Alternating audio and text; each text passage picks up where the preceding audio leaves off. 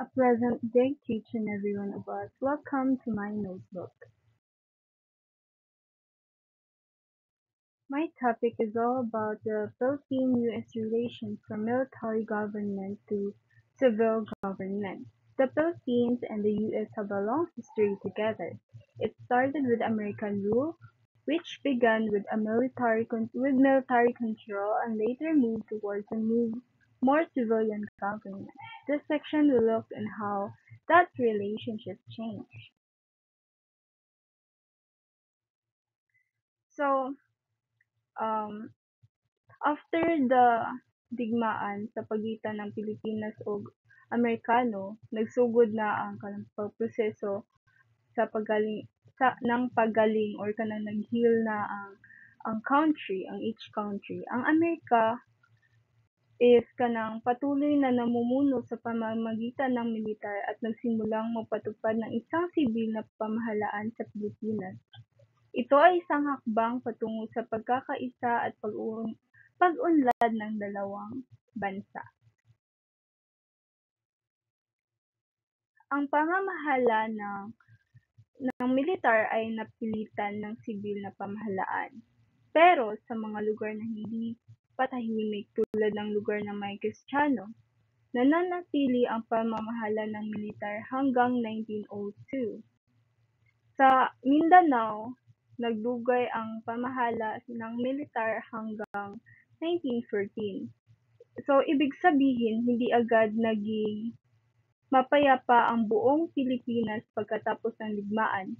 May mga lugar na kailangan pang masiguro ang kapayapaan bago tuluyang maipatupad ang sibil na pamamahala. Mas malaya, mas nakikilala at mas nakikilahok ang mga Pilipino sa ilalim ng pamamahala ng Amerika kaysa noong panahon ng Espanya. Sa ilalim ng mga Amerikano, ang mga Pilipinong mayayaman at may kapangyarihan ay nakikibahagi sa pamamahala ng bansa kasama ng mga Amerikano. So, ibig sabihin, mas nagkakaroon ng pagkakataon ang mga Pilipino na magkaroon ng boses at impluwensya sa kanilang sariling bansa. Maraming pagkakataon ang binuksan sa mga Pilipino sa ilalim ng mga Amerikano na hindi nila naranasan noong panahon ng mga Espanyol. Nagkaroon ng libreng edukasyon para sa lahat at nagsimula na ring magkaroon ng karapatan ang mga Pilipino na bumoto or suffrage.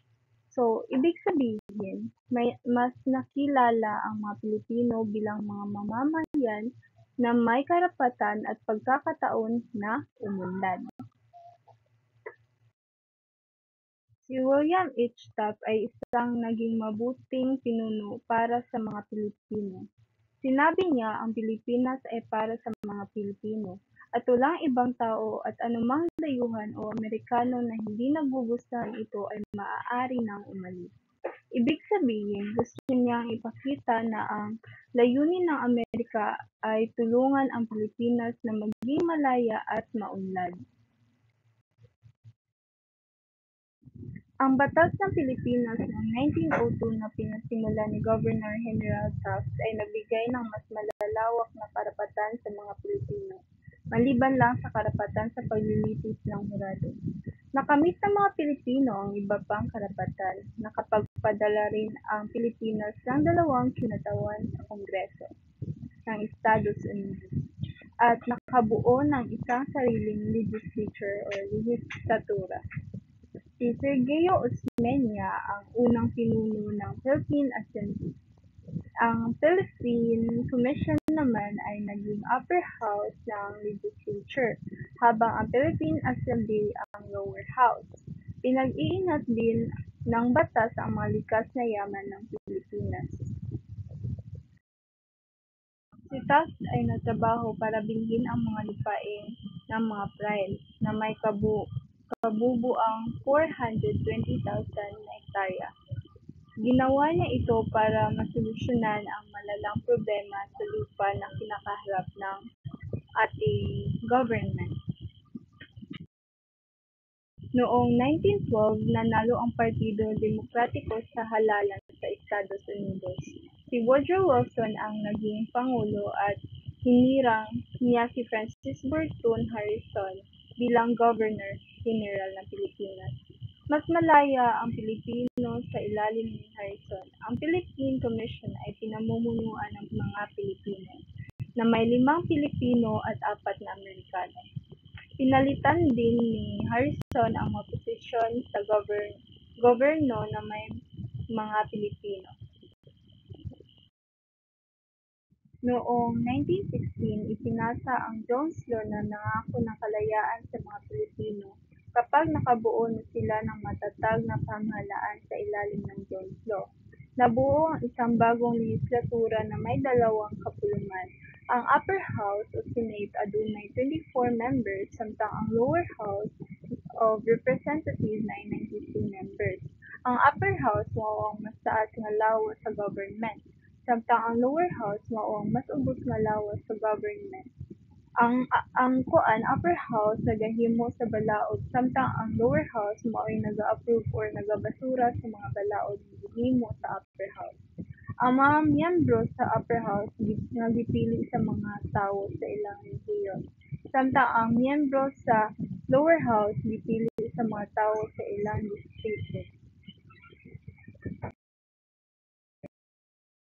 Governor Harrison. Si Governor Harrison ay nagsabing walang teritoryo ng Amerika na mas tapat sa Estados Unidos kaysa sa Pilipinas. Ngunit hindi lahat ng panahon ay maganda para sa mga Pilipino at Amerikano. Nang si General Leonard Wood ay naging Governor-General noong 1912, nagsimula nang magkaroon ng tensyon sa pagitan ng Pilipino at Amerikano. Nahirapan ang mga pinuno ng Pilipinas sa pamumuno ni General Wood dahil binabawi niya ang maraming mga opportunities na ibinigay sa kanila. Dahil dito, nagbitiw ang mga leader ng Pilipinas kabilang sina Pangulong Manuel Quezon ng Senado, tagapagsalita ang Sergio Osmeña at ang mga kalihim ng departamento. Mula sa Konseho ng Estado, ito ay tinatawag na krisis sa gabinete. Hindi natakot si Wood sa pangyayaring ito at nagpatuloy sa pamumuno sa bansa nang walang pakikipagtulungan sa legislative. Binawi rin niya ang lupon ng kontrol na binubuo ng Governor-General, ang Pangulong Senado, at ang tagapagsalita ng kapulungan. Ang Board of Control nga gihimo pinaagi sa balaod adunay gahom sa pagbuto sa mga stock sa mga kooperatiba sa gobyerno. Apan sa dihang giwagtang kini ni Governor Wood, siya na lang ang nakabuto sa mga stock sa gobyerno. Na-inspire ang mga Pilipino nga gusto na og kagawasan tungod sa pagtratar sa gobernador nga si Wood sa mga leader nga Pilipino. Naghiusa ang mga partidong politika aron supakon si Governor Wood, but si Governor Wood actually died on August 7, 1927 while on vacationing in the United States. For the reason is nagka-tumor siya. Ang Malacañang Palace at ang Legislative ay parang magkaibigan na nag-aaway. Para maayos ang kanilang relasyon, naglagay sila ng mga bagong leader na hindi masyadong liberal o conservative. Ang mga bagong leader na ito ay nagpatupad ng patakarang nasa gitna ng dalawang panig. Next, we have on the early American teachers and education in the Philippines. This is a reading. So, summary lang ang akong ihatag about this. So, sa pagsakop diay sa Pilipinas, giuna sa mga Amerikano ang edukasyon, then human gidawat ang gahom gikan sa Espanyol, giablihan pag-usab sa American Army ang 7 ka mga eskwelahan. Nga ang matag usa na ay magtutudlo sa Ingles, usa ka taho ni James P. Roy nga nagpakitag ubos nga pagmando sa Espanyol. Ang edukasyon kulang kaayo kay ngano diin naalay 5 to 20% lamang sa populasyon ang Kristohanon ang nakasulti og kanang Espanyol, nga nagbilin sa kadaghanan nga walay edukasyon o walay kahibalo Ang teksto nagsaysay sa pagtukod sa usa ka libreng pampublikong sistema sa edukasyon sa Pilipinas sa sayong bahin sa atong 90s ubos sa pagmando sa Amerika. That's all. Thank you.